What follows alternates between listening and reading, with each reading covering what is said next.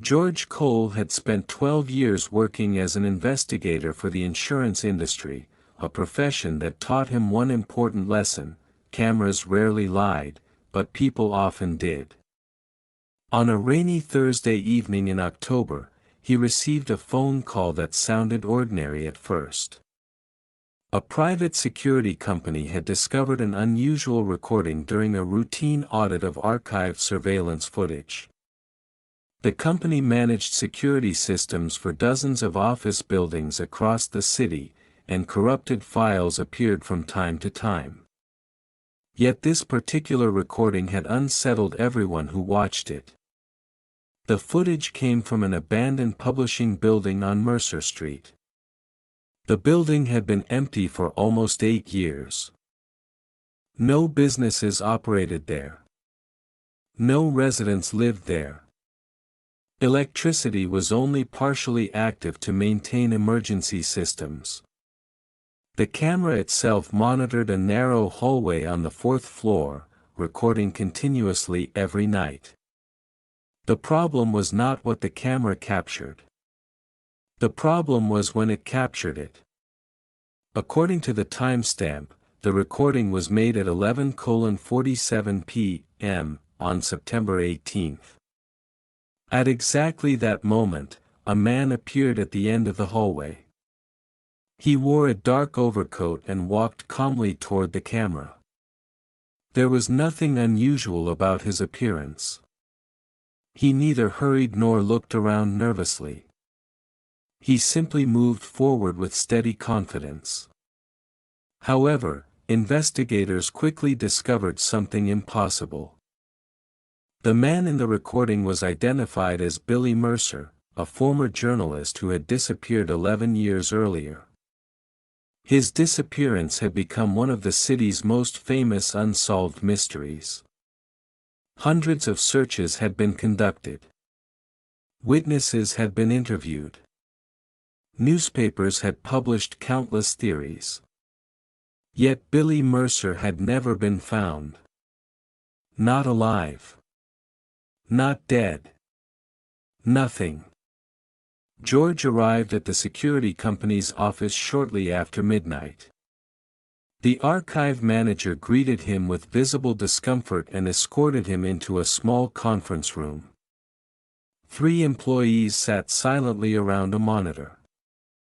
"We've checked the file a dozen times," the manager said. "No signs of editing." George sat down. "Show me." The recording began. A grainy hallway appeared on the screen. Dust covered the floor. Paint peeled from the walls. Everything looked exactly as one would expect in an abandoned building. Then the figure emerged. George immediately noticed something strange. The man wasn't merely walking toward the camera. He seemed to know the camera was there. Halfway down the hallway, Billy Mercer stopped and stared directly into the lens. For several seconds he remained completely still. Then he smiled. Not a friendly smile. Not a threatening smile. A knowing smile.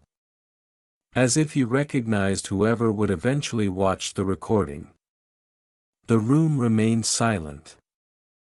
George leaned closer. Billy reached into his coat pocket. Everyone expected him to pull out a phone or perhaps a notebook.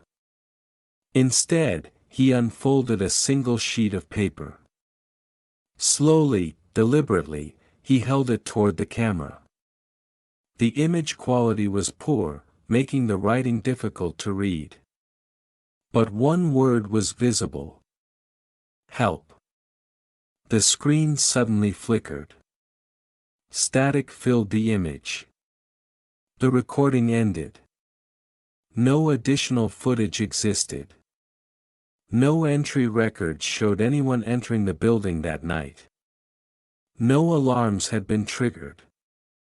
No witnesses had seen anything. George watched the clip 3 more times before speaking. Who found this? The archive manager exchanged nervous glances with the others. That's another strange part. What do you mean? The manager swallowed. This recording wasn't in the system yesterday. George frowned. It appeared this morning. The room grew quiet again. Outside, rain tapped softly against the windows. For the first time in years, George felt something unfamiliar. Not fear. Curiosity. Because if the recording was authentic, someone who had vanished 11 years ago was trying to send a message. And somehow, he had chosen a camera that should have seen nothing at all. George left the security company shortly before dawn with a copy of the recording stored on an encrypted drive. The rain had stopped, but the streets still reflected the glow of traffic lights and storefront signs.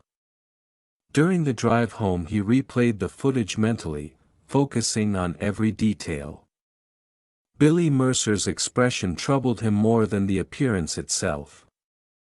Missing people who suddenly resurfaced in recordings usually looked frightened, confused, or desperate. Billy had looked none of those things. He had looked prepared. By noon the next day George was standing outside the abandoned Mercer Street building. The structure rose above the surrounding warehouses like a forgotten monument. Several windows were broken. Others remained covered by dusty blinds that had not moved in years. After obtaining temporary access authorization from the property management company, George entered through a side door. The interior smelled of old paper and damp concrete. His flashlight swept across empty rooms and neglected corridors. Everything seemed untouched. Yet the hallway from the recording looked exactly as it had appeared on the screen. George walked its entire length. No footprints marked the dust. No signs of recent visitors appeared anywhere.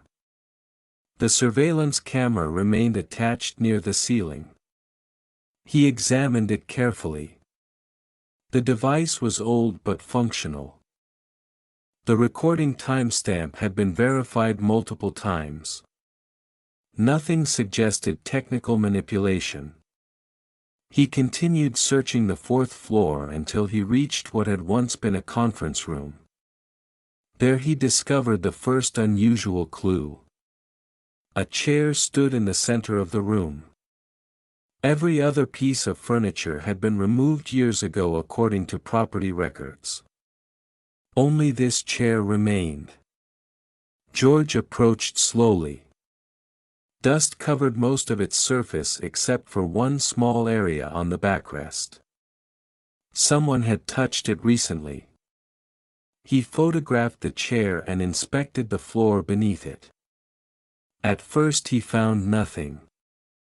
Then his flashlight illuminated a faint scratch on the wooden floorboards. Kneeling down, he realized it was not random damage. Several scratches formed a sequence of numbers. 11, 24. 7, 19. The meaning was unclear. They might have been dates, coordinates, or something else entirely. George copied them into his notebook. Later that afternoon he visited the city archives to review Billy Mercer's disappearance file. The case filled 4 large boxes. Most investigators over the years had focused on Billy's final known movements. George chose a different approach. He focused on Billy himself. The journalist had spent years investigating corruption, financial crimes, and missing persons cases. He had earned a reputation for uncovering connections others overlooked. Several weeks before vanishing, he had reportedly become obsessed with an unnamed project. Witnesses recalled him saying that he was closer than anyone realized. Yet no notes regarding this project had ever been found.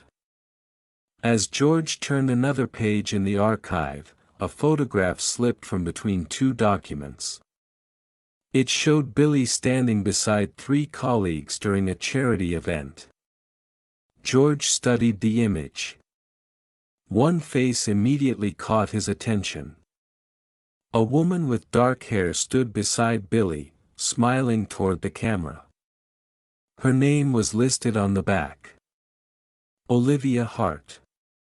George recognized it instantly. She now worked as director of records at the city archives. Less than 10 minutes later he was sitting across from her in a quiet office. Olivia seemed surprised when he mentioned Billy Mercer. "I haven't heard that name in years," she said. George placed the photograph on her desk. "You knew him?" Olivia nodded slowly. Everyone thought he was going to solve something important. "What kind of something?" She hesitated. "I never knew." Billy stopped talking about details near the end. George observed her expression. She appeared uneasy. "Near the end?" he asked. Olivia looked toward the window. "A week before he disappeared, he told me that if anything happened to him, the answer would already be recorded." George felt a chill of excitement. "Recorded where?" Olivia shook her head. "I asked the same question." He just smiled and said, "Some cameras see more than people do." George remained silent. Outside the office, distant footsteps echoed through the archive building. Then Olivia added something she had never told investigators. "The night before he vanished, Billy called me." "What did he say?" Her voice became quieter. "He said someone was watching him. But he wasn't afraid." George leaned forward. "Why not?" Olivia looked directly at him. "Because he said they were already too late." George left the archives with more questions than answers. Billy Mercer had vanished 11 years earlier, yet every new detail seemed to suggest that his disappearance had not been sudden or accidental. It had been planned, anticipated, perhaps even documented. As evening approached, George returned to his office and spread photographs, reports, and notes across a large table. The numbers scratched into the conference room floor remained at the center of his attention. 11:24. 7:19. He tried interpreting them as dates, addresses, coordinates, and archive references. Nothing fit. Hours passed. The city outside gradually disappeared into darkness. Shortly after 9 o'clock, George received an unexpected phone call. The caller ID displayed an unknown number. He answered. For several seconds nobody spoke. Then a calm male voice said, "You visited Mercer Street today." George immediately sat upright. "Who is this?" The voice ignored the question. "You should stop looking." "Why?" George asked. Silence followed. Then the caller replied, "Because some recordings are not meant to be found." The line disconnected. George attempted to trace the number but discovered it had originated from a temporary internet-based service. There was no useful information. Yet the call confirmed one thing. Someone knew he was investigating. Someone was paying attention. The following morning he returned to the abandoned building, determined to search more thoroughly. This time he focused on rooms adjacent to the hallway where Billy had appeared. Most offices contained nothing but dust and debris. Then, near the end of the corridor, he discovered a locked storage room. Property records listed the room as empty. However, the lock appeared newer than the surrounding hardware. George obtained permission to force it open. Inside he found dozens of old filing cabinets. Most stood empty. One remained locked. After several minutes he managed to open it. The cabinet contained only a single folder. No label appeared on the cover. Inside were several newspaper clippings concerning unsolved disappearances from more than a decade ago. At first they seemed unrelated. Different neighborhoods. Different professions. Different circumstances. Then George noticed a common detail. Every missing person had been captured on surveillance footage shortly before disappearing. He counted 12 cases. Billy Mercer would have been the 13th. Attached to the final page was a handwritten note. The handwriting matched samples from Billy's archive file. The note contained only one sentence. "The camera always remains." George read it several times. The meaning remained elusive. Before leaving, he photographed every document. As he stepped back into the hallway, something unusual caught his eye. Sunlight entering through a distant window illuminated a section of wall. Faint markings appeared beneath layers of peeling paint. He moved closer. Someone had written a message years earlier and then attempted to cover it. Most of the text had faded. Only a few words remained visible. "Find the original recording." George stared at the sentence. Until that moment he had assumed the video recovered by the security company was the original file. Now he was no longer certain. Back at his office he contacted a digital forensics specialist named Rachel Lynn. After reviewing the footage frame by frame, Rachel discovered something remarkable. This file wasn't created by the building's camera system, she explained during a video call. "What do you mean?" George asked. Rachel enlarged the metadata. The recording was copied from another source before appearing in the archive. George felt a surge of anticipation. "Can you identify the source?" Rachel nodded slowly. "Partially. The original file appears to have come from a different camera." George frowned. "A different camera in the same building?" "No." Rachel zoomed in further. "Different manufacturer. Different network. Different location." George's pulse quickened.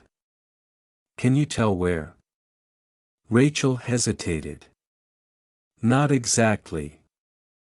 But I found a partial device registration code. And the camera was registered 11 years ago." George waited.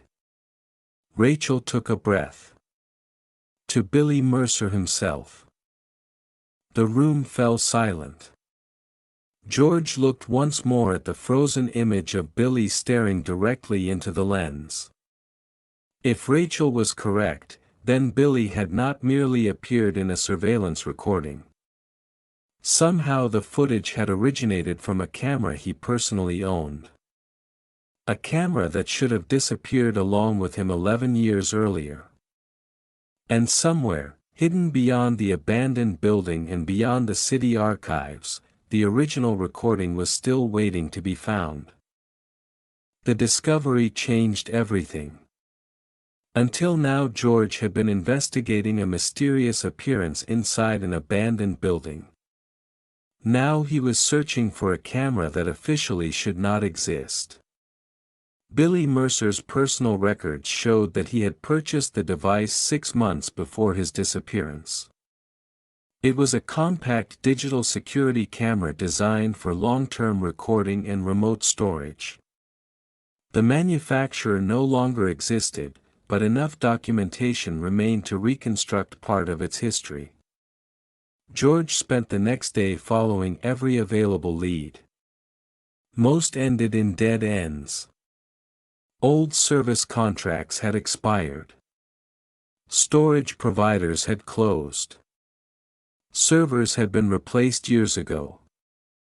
Yet one detail stood out. Billy had registered the camera under a private project name. The project was called Horizon. No explanation accompanied the registration. No additional documents referenced it. The name appeared once and then vanished from every official record. Late that afternoon, George visited Billy's former apartment building. The structure had changed ownership twice since Billy disappeared. Most original tenants had moved away. However, one elderly resident still remembered him.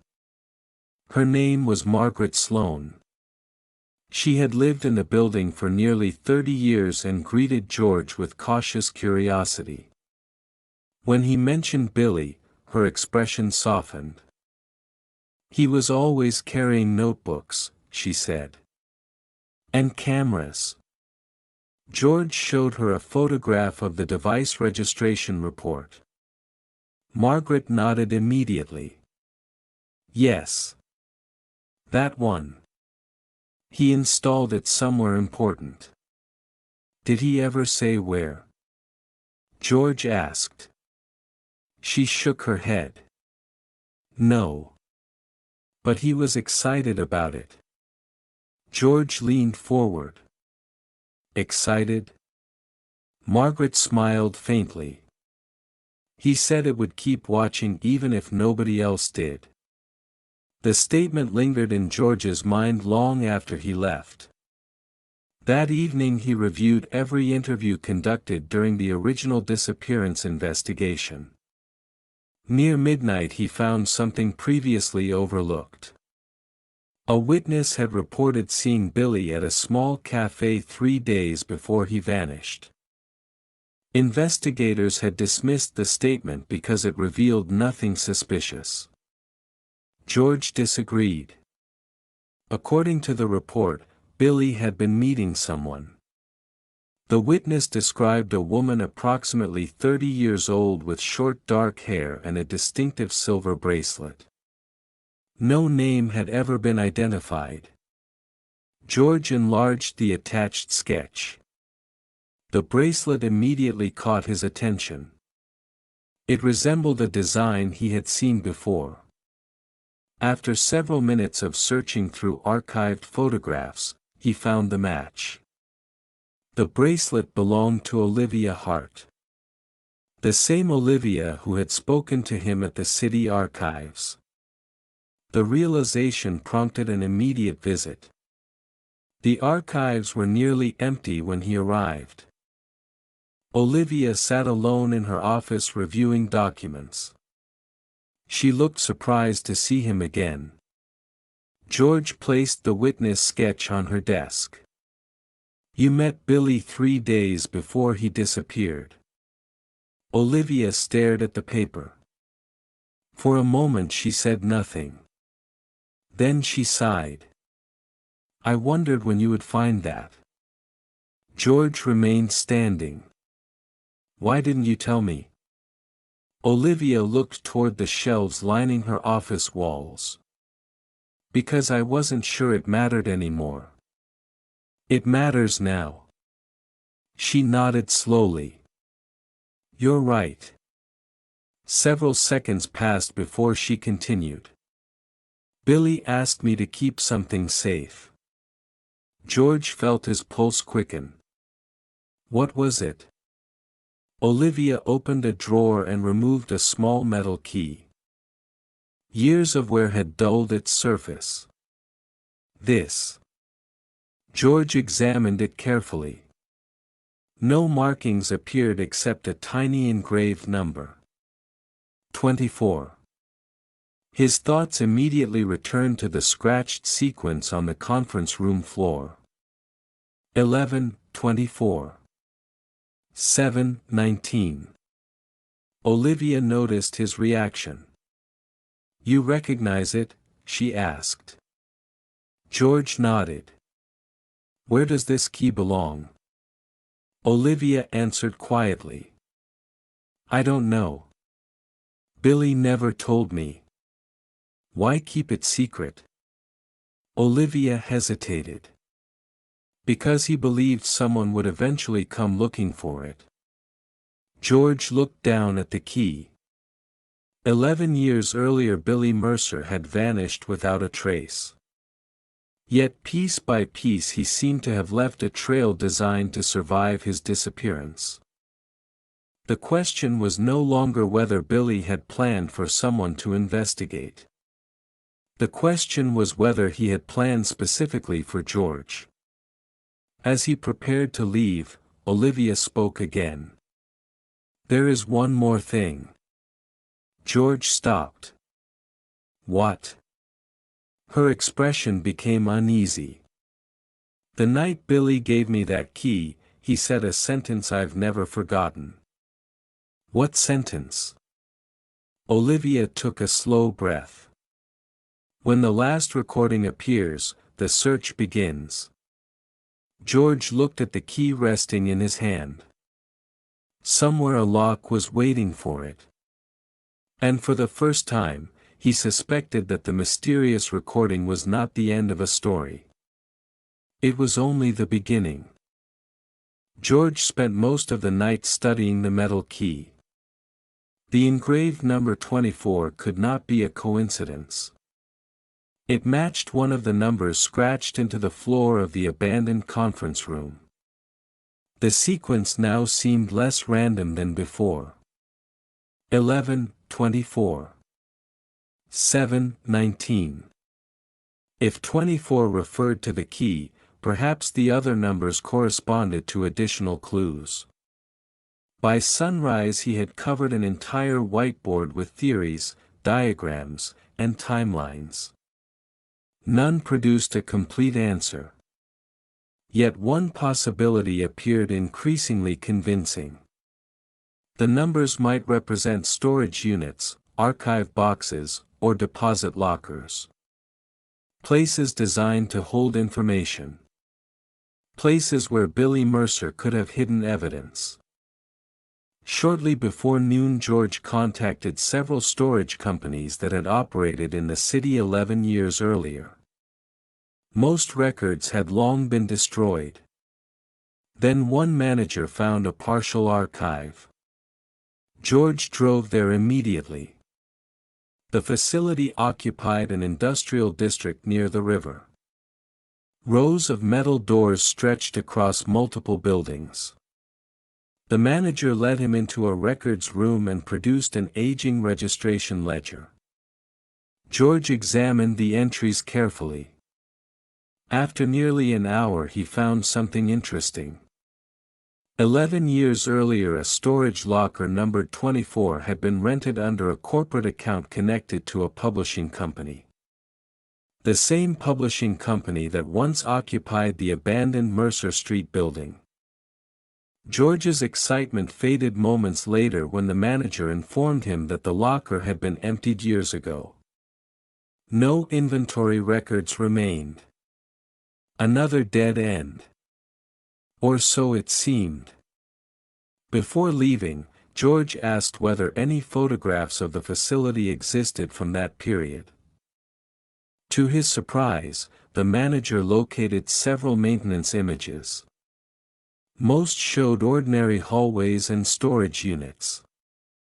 One photograph captured locker 24. George enlarged the image on his phone. A small label was attached beside the door. Beneath the locker number appeared another number. 7. George immediately recognized it from the sequence. 11:24. 7:19. The numbers were connected. The question was how. Back in his office he pinned a photograph beside his growing collection of evidence. Hours later Rachel Lynn called with new information regarding Billy's camera registration. "I found a surviving backup server," she said. "Only fragments remain, but there are references to Horizon." George straightened in his chair. "What kind of references?" "File directories." "Can they be recovered?" Rachel hesitated. "Maybe. But one directory name stands out." George waited. "It's called Sequence 19. George stared at the numbers written across his whiteboard. The final number in the sequence had appeared. 11.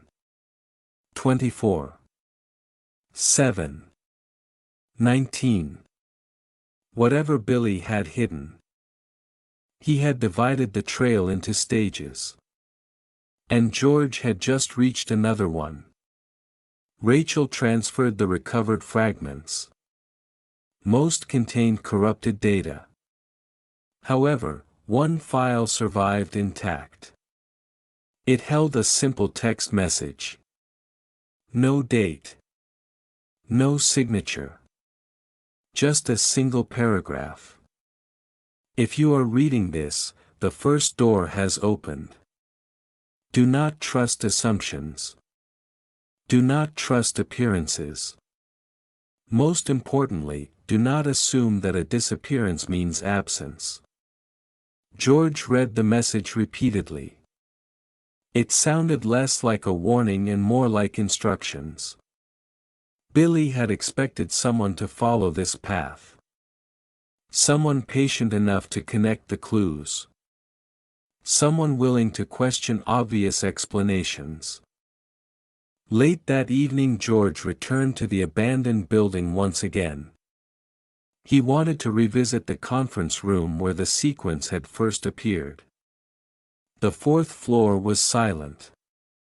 Dust drifted through narrow beams of moonlight. The lone chair still occupied the center of the room. Yet something had changed. George noticed it immediately. An object rested on the seat. It had not been there during his previous visit. He approached cautiously. The object was a small envelope. No name appeared on it. No markings. He opened it carefully. Inside was a photograph. The image showed Billy Mercer standing beside a camera mounted on a tripod. The picture had clearly been taken years earlier. Billy looked directly into the lens and smiled. On the back of the photograph someone had written a message in blue ink. "You are closer than they ever were." George's heartbeat accelerated. The ink appeared fresh. Someone had placed the photograph in the room recently. Very recently. He examined the corridor outside. No footsteps disturbed the dust. No sounds echoed through the building. Whoever had left the photograph had come and gone without leaving a trace. Then George noticed something else hidden inside the envelope. A folded piece of paper. He opened it. There were only 3 words. "Find number 11." George slowly lowered the note. For weeks the investigation had felt like a puzzle left behind by a missing journalist. Now it felt different. Someone was actively guiding him. Someone knew exactly where he was. And somewhere ahead, clue number 11 was waiting. The note remained on George's desk long after midnight. Find number 11. 3 simple words, yet they transformed the entire investigation. Until now he had been uncovering clues left behind years ago. This message was different. Someone had placed it in the abandoned building only hours earlier. Someone was monitoring his progress. Someone knew exactly which clue he needed next. George began reviewing every document connected to Billy Mercer once again. If 24 referred to a storage locker, 7 to a directory called Sequence 19, and 19 to a recovered server archive, then 11 likely represented another location or object. The challenge was determining which one. By morning he had assembled a complete timeline of Billy's final year. Hundreds of notes covered the walls of his office. Meetings, interviews, articles, financial records, phone calls. Most revealed nothing unusual. Then George noticed a recurring detail. Throughout the last 6 months before his disappearance, Billy had visited the same location 11 times. The location was a small public library branch on the eastern side of the city. At first glance the visits appeared insignificant. Billy often conducted research there. Yet the frequency stood out. 11 visits. Number 11. It was the strongest lead he had found. That afternoon George drove to the library. The building was modest and quiet. Sunlight filtered through tall windows onto rows of bookshelves. The current librarian, a middle-aged man named Victor Hayes, proved surprisingly helpful. After reviewing archived visitor records, Victor confirmed Billy's visits. More importantly, he remembered him. He spent a lot of time in the historical records section, Victor explained. Usually near the old newspaper archives. George followed him downstairs to a storage area where decades of local records were preserved. Dusty shelves stretched from floor to ceiling. Everything appeared ordinary until Victor pointed toward a narrow reading desk in the corner. That was his favorite spot, he said. George approached. The desk looked untouched. Yet beneath its surface he discovered a small metal plaque attached to the underside. Most visitors would never notice it. The plaque contained only a single number. 11. George felt a surge of excitement. Billy had been here. More importantly, Billy had expected someone else to come here later. He examined the desk carefully and eventually located a hidden compartment concealed inside one of the wooden supports. The mechanism was old but functional. After several attempts he managed to open it. Inside rested a small notebook.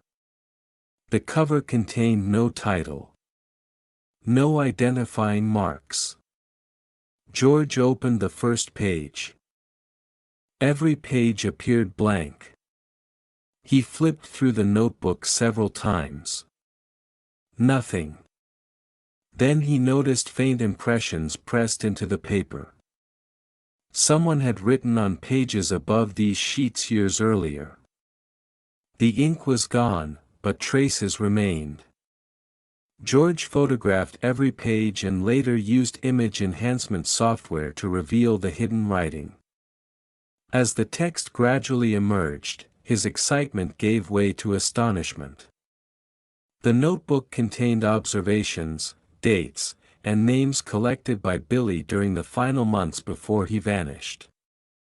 It was not a diary. It was a surveillance log. Billy had been monitoring a group of individuals. Some were business executives. Others were public officials. A few worked in media organizations. None appeared connected at first glance. Yet one name immediately caught George's attention. Olivia Hart. He stared at the screen. Olivia's name appeared repeatedly throughout the notebook. Not as a suspect. Not as a target. As an ally. Several entries described meetings between Billy and Olivia. Shared discoveries. Joint research. Mutual trust. George continued reading. Near the final pages he found a particularly important note. If anything happens, Olivia knows where the lens is hidden. George read the sentence again. The lens. Not the camera. Not the recording. The lens. It sounded deliberate. As though Billy considered the distinction important. George immediately called Olivia. She answered after several rings. George. Her voice sounded nervous. We need to talk, he said. Silence followed. Then she replied quietly. I was afraid you'd say that. What is the lens? George asked. Another pause. Longer this time. Finally Olivia spoke. Not over the phone. Then where? The old observatory on West Hill. 1 hour. Before George could ask another question, the call ended. Dusk settled over the city as he drove toward the meeting place. The observatory had been closed for years and stood alone atop a wooded hill overlooking the skyline. When George arrived, Olivia was already there, waiting beside the entrance. She looked uneasy. More uneasy than he had ever seen her. As he approached, she spoke before he could. Billy never wanted me to tell anyone. Tell me what?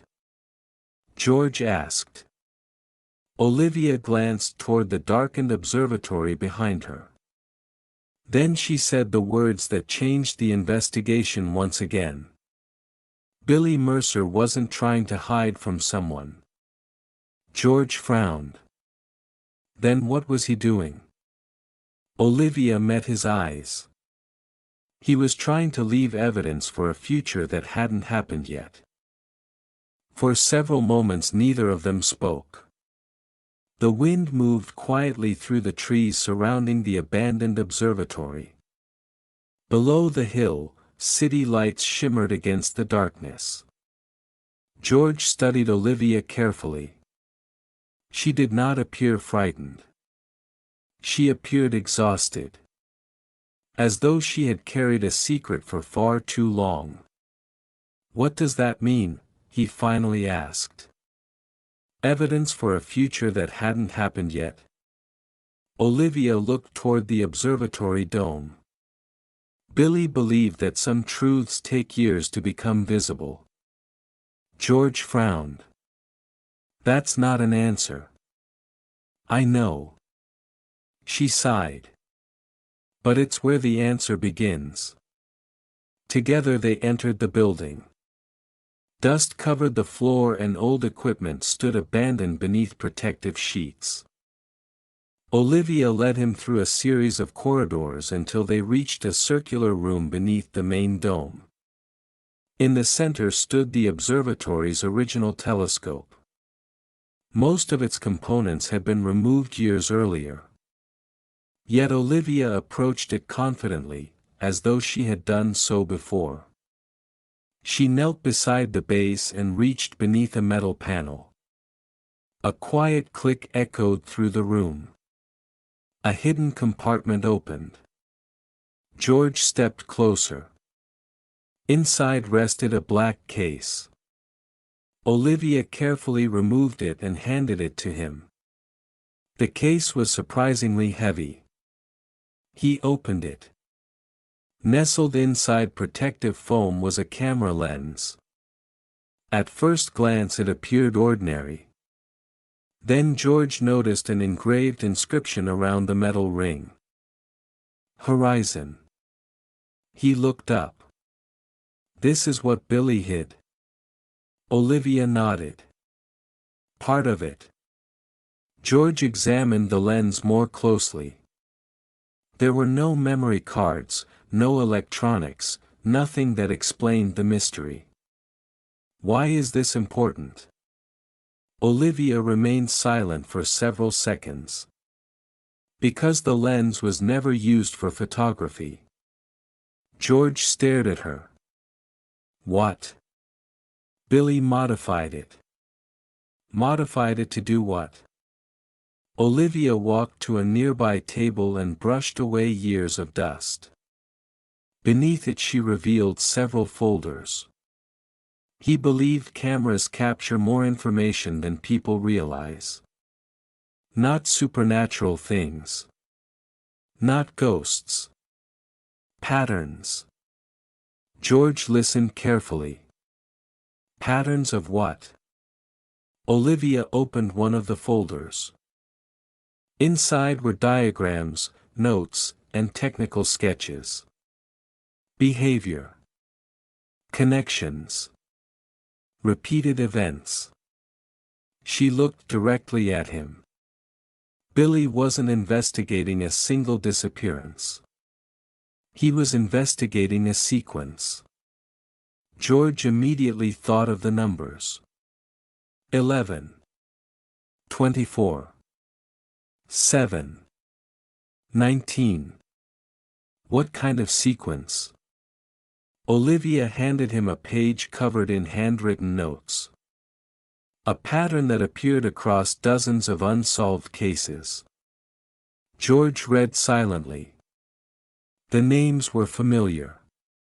Many belonged to people listed in the folder he had discovered inside the abandoned building. Missing persons. Witnesses. Journalists. Researchers. Yet the notes revealed something investigators had never noticed. Several of those individuals had crossed paths years before their disappearances. Not directly. Indirectly. Through events, organizations, and investigations. Billy believed the connections formed a hidden network. A network no one else could see. He thought someone was responsible. George asked. Olivia shook her head. Not exactly. Then what? He thought people were looking in the wrong direction. George lowered the papers. Explain. Olivia took a slow breath. Everyone focused on the disappearances. Billy focused on what happened before them. The statement lingered in the room. George suddenly understood why Billy had collected recordings, archives, and surveillance material. He had not been searching for missing people. He had been searching for recurring events. Repeating patterns hidden across years of data. Olivia opened the black case again. Beneath the lens lay a folded envelope. George had not noticed it before. The paper had yellowed with age. His name was written across the front. George froze. Olivia appeared unsurprised. Billy left that? George asked. 11 years ago, she replied. Slowly he opened the envelope. Inside was a letter. The handwriting unmistakably belonged to Billy Mercer. George read the first sentence. If you are reading this, then the final recording has appeared. His pulse quickened. He continued. The letter was brief. Billy explained that the recording would only surface when certain conditions were met. He never described those conditions directly. Instead he offered another instruction. Follow the observer, not the observed. George read the sentence repeatedly. It felt important. Deliberate. Another piece of a larger puzzle. Then he turned the page over. Written on the back was a single address. No explanation accompanied it. No name. No directions. Just an address located on the northern edge of the city. George looked up at Olivia. "Do you know what this place is?" She slowly shook her head. "Billy never told me." "Did he ever go there?" "Often." George stared at the address again. Then something else caught his eye. Beneath the numbers was a date. Tomorrow's date. Not a date from 11 years ago. Tomorrow. George's heart skipped a beat. That was impossible. Yet the ink looked old. The paper looked old. Everything about the letter suggested it had remained untouched for more than a decade. And somehow Billy Mercer had written an address and a date that pointed directly to the following day. George barely slept that night. The letter remained open on his desk while dozens of questions circled through his mind. The date written by Billy Mercer should not have been possible. 11 years earlier, Billy could not have known exactly when the mysterious recording would appear. Yet the date matched the following day perfectly. By sunrise George had reached only one conclusion. Billy had not predicted a specific calendar day. He had designed a chain of events. A sequence so carefully constructed that whoever followed the clues would eventually arrive at the address on precisely that date. The realization was both impressive and unsettling.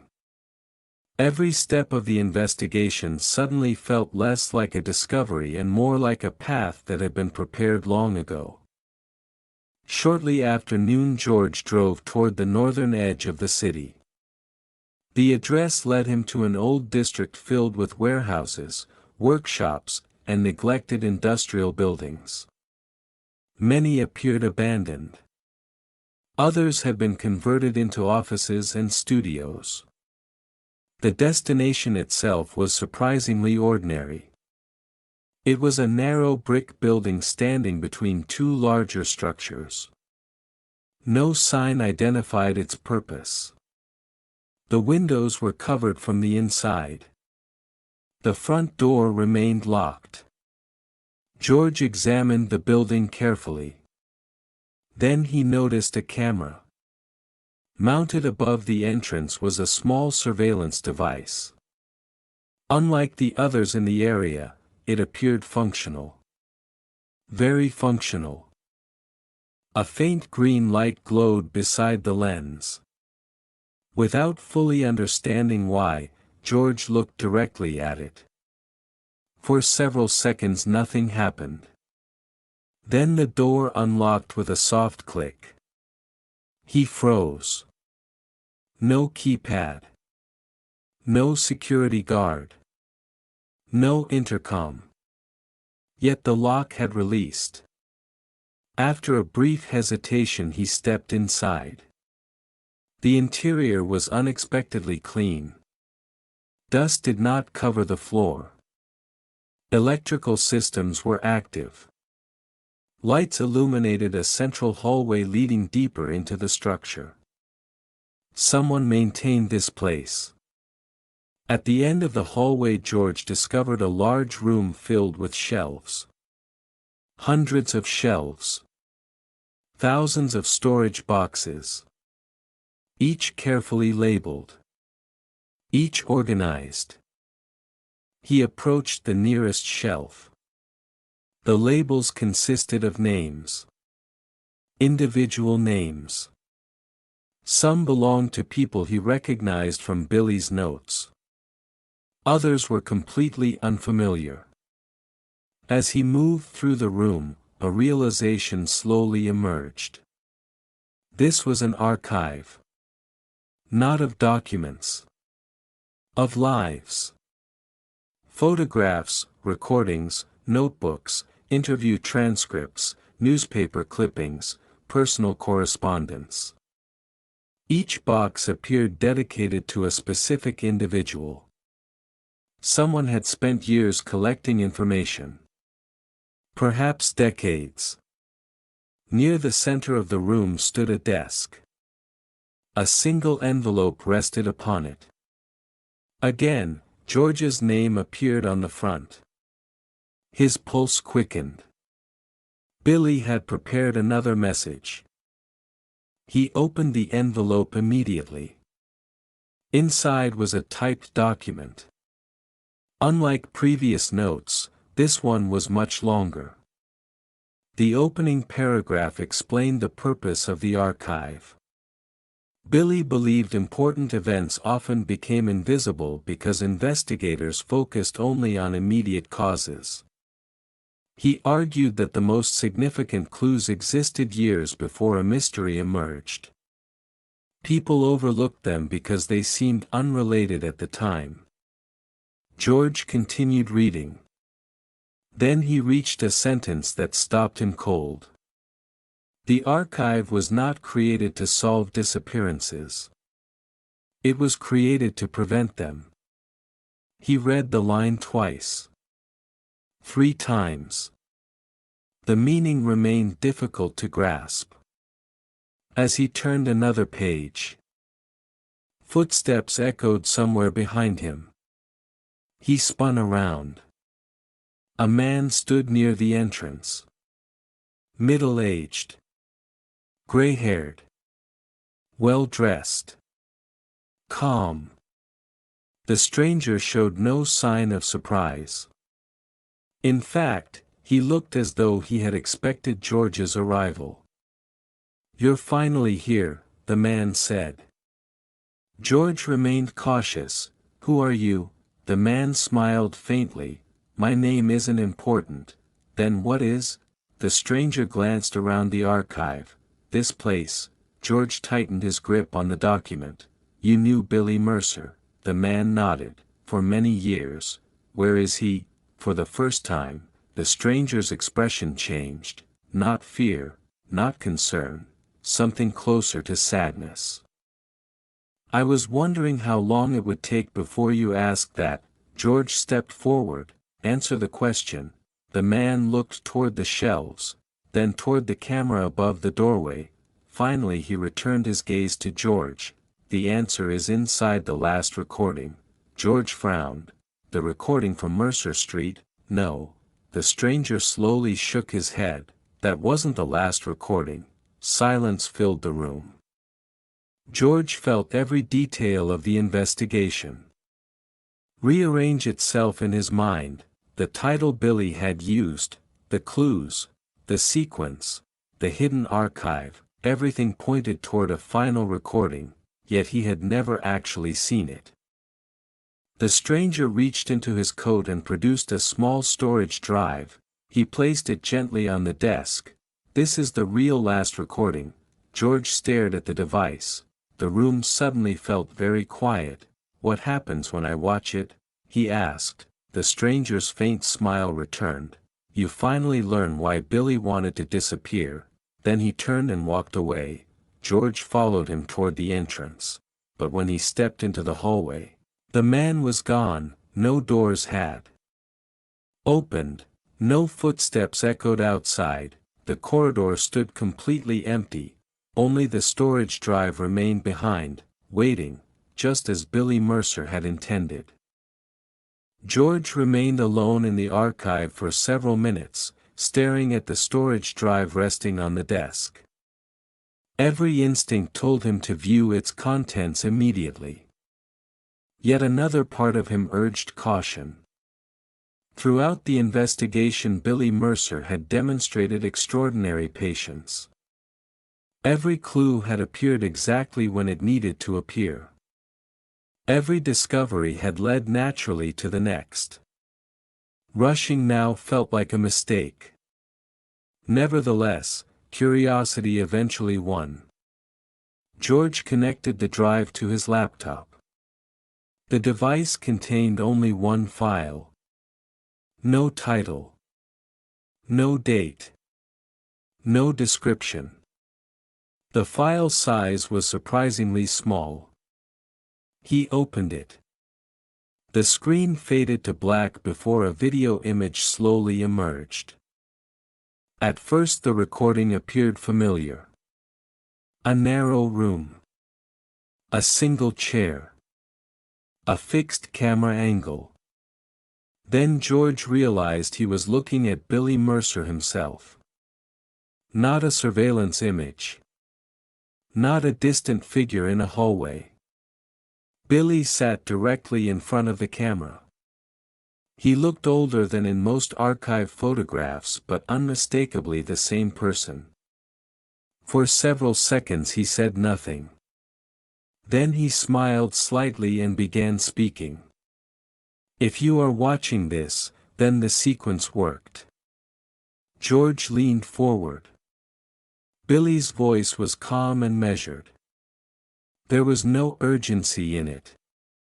No fear. The person viewing this recording is not here because of luck. You arrived because you followed evidence instead of assumptions. That distinction matters. George listened carefully. Billy continued. Most investigations fail because people search for answers they already expect to find. They see only conclusions. They rarely examine the process that created them. The video briefly flickered before stabilizing again. Billy looked directly into the lens. For 11 years people searched for me. They asked where I went. They asked who took me. They asked what happened. Almost nobody asked why I disappeared. George felt a strange tension growing inside him. Every clue seemed to be converging toward a single explanation. Yet he still could not see it. Billy folded his hands. I was not running from danger. I was running toward certainty. George frowned.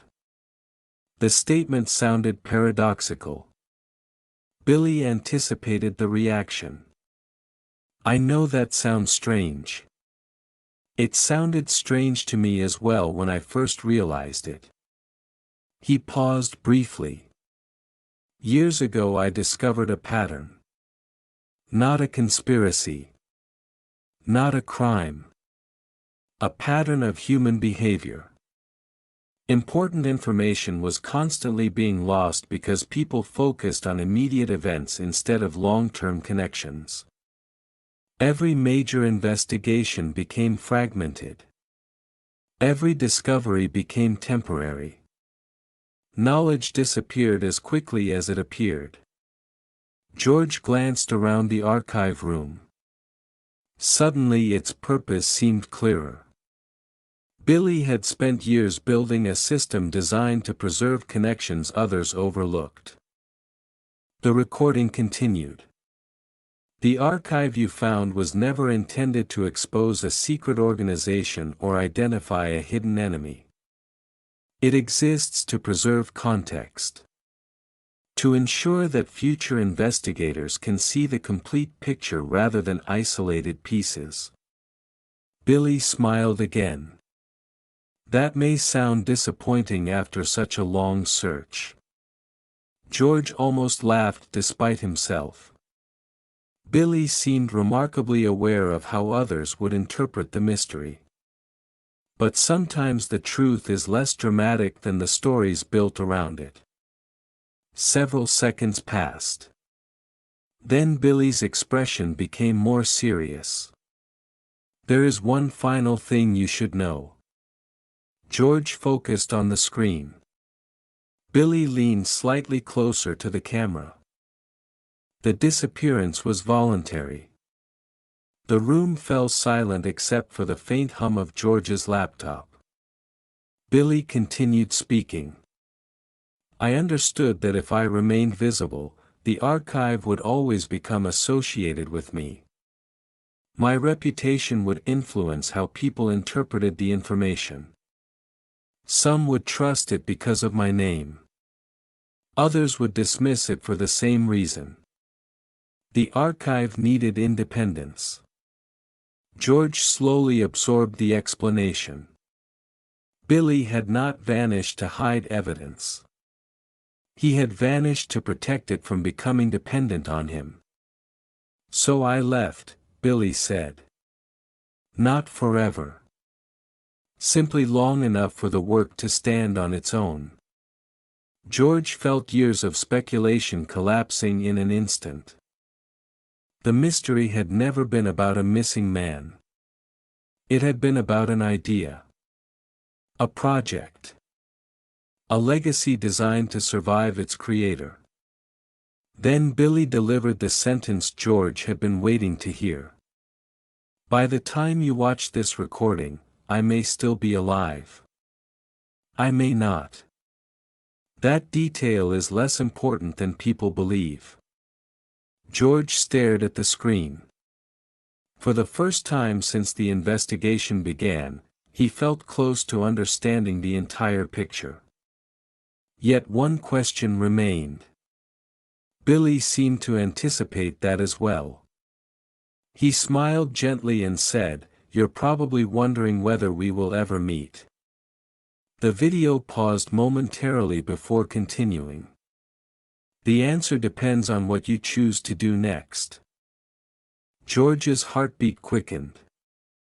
Billy looked directly into the camera one final time. Because the story was never about finding me. It was about finding the archive's next guardian. The screen faded slowly to black. The recording ended. George remained motionless. Outside, evening shadows stretched across the windows of the archive building. The investigation that had begun with a mysterious camera recording had led somewhere entirely unexpected. Yet he knew there was still one chapter left. One final choice remained. And somewhere beyond the shelves and records surrounding him, the true conclusion of Billy Mercer's plan was waiting. For a long time George sat alone in the archive without moving.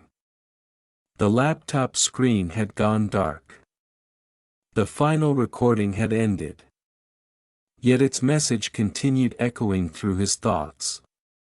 During the past several weeks he had chased what appeared to be a disappearance, uncovered hidden clues, followed impossible timelines, and searched for a man who seemed to exist only through fragments of recordings and messages.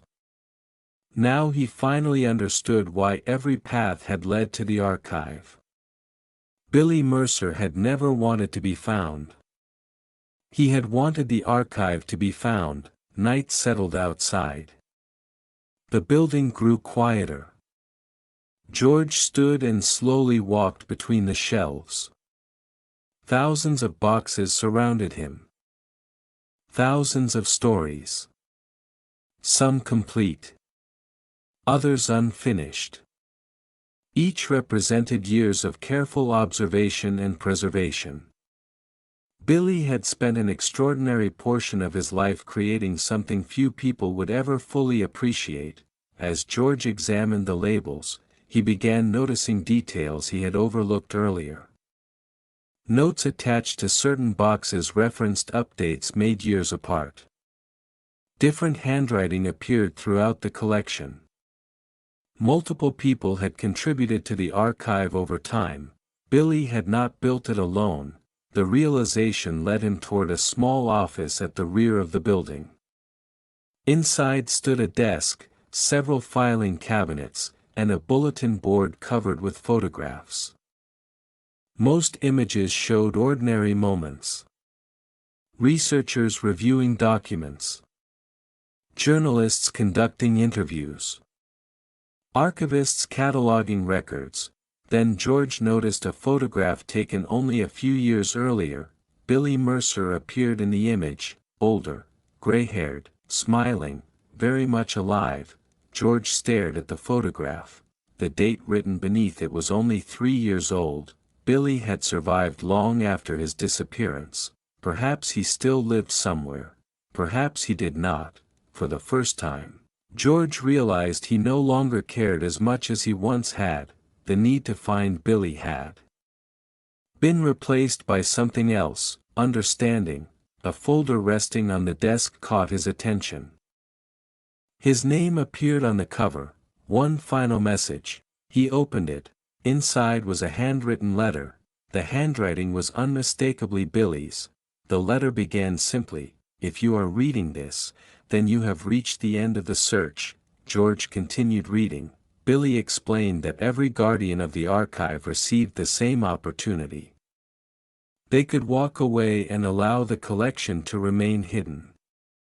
Or they could maintain it, expand it, and preserve it for future investigators. There was no obligation, no pressure, only a choice.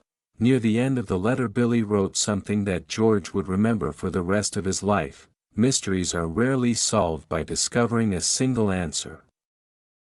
They are solved by preserving enough truth for future people to ask better questions. George read the sentence twice, then 3 times. Finally he folded the letter and placed it back inside the folder. Hours later he locked the archive and stepped outside. The city skyline stretched across the horizon beneath a field of distant lights.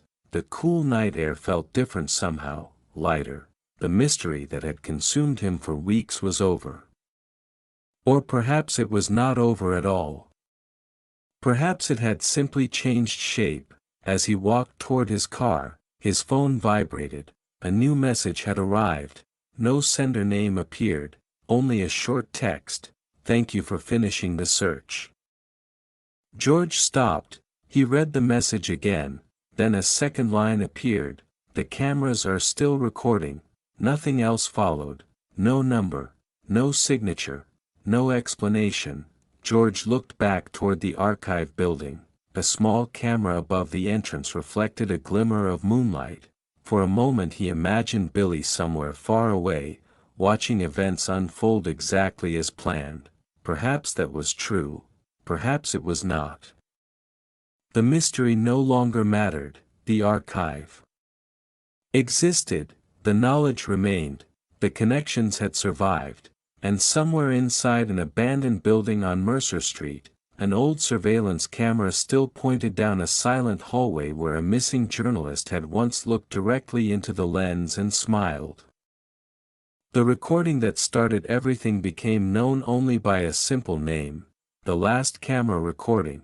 But those who eventually learned the full story understood something important. It had never been the last recording. It was the first one that finally got someone's attention.